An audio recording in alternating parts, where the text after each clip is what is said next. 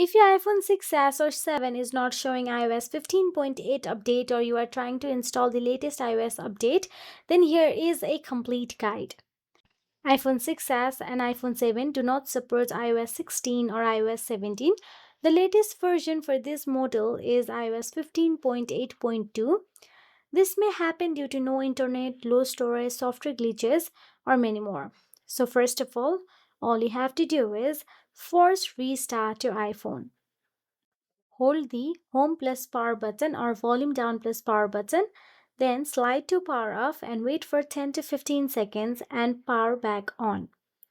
After that, all you have to do is go back to the settings on your mobile device. Now, once in there, go back in general and scroll down till the bottom and tap on the transfer or reset iPhone. Then tap on the reset, then tap on the reset network settings. Reconnect to Wi-Fi after reset. Also make sure that you have over 50% of charge. Plug into charger if below 50% is. If you found this video helpful, please like, share and subscribe our channel and thank you so much for watching.